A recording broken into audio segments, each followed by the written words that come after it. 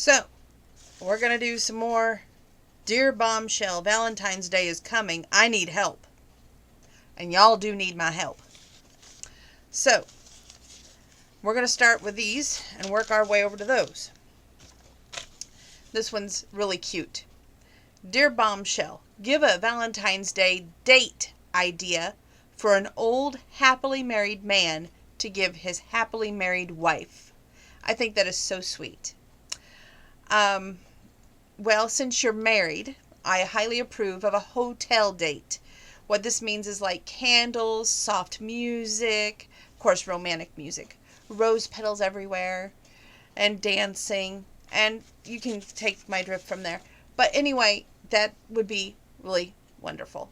Marriage, being happily married, celebrate it. Celebrate each other.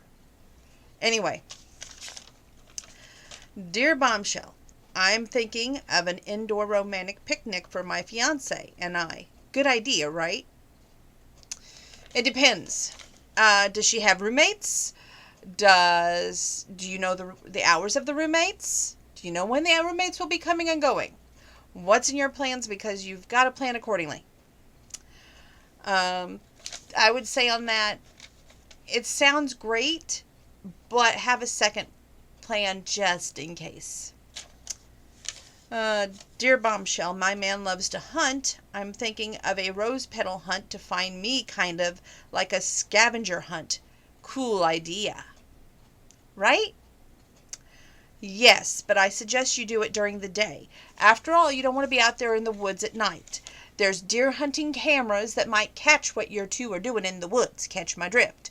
Let alone that, you got coyotes, everything else around here. So, and in some parts of the woods, you got bobcats. And y'all know how I feel about bobcats. I don't want them injured. So, just saying. Okay. Oh, this is a good one to finish their Dear Bombshells on. Dear Bombshell, I love my ex-girlfriend. And, well, I know she loves me. I plan to surprise her by creating our first date on Valentine's Day. And that way I'll win her heart back and we can be together. Good idea.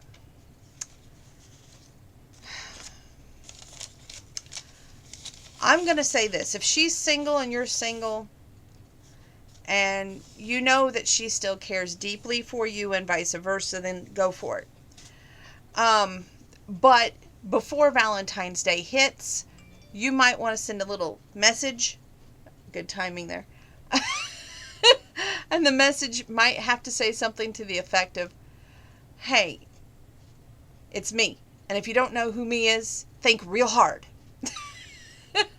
But no doubt it would probably go well. I don't see where that would be a bad idea. I think recreating your first date, especially if it was a great first date, and even though, with every date, whether it's your first, second, or last, I'm sure that there's moments that we all wish we could change or redo, or not have said this or that, or not have rambled on, which I can do that when I get really nervous. Then, by all means go for it. And I would say, for all of you out there, I believe in love for you. Even when you want to give up, don't. One thing that Grandma and Grandpa's relationship taught me, through the good, through the bad, through the ups and through the downs, no matter what you say, no matter what you do, you stay. You work through it. There is nothing that can push anyone away. There's nothing that can be said or done.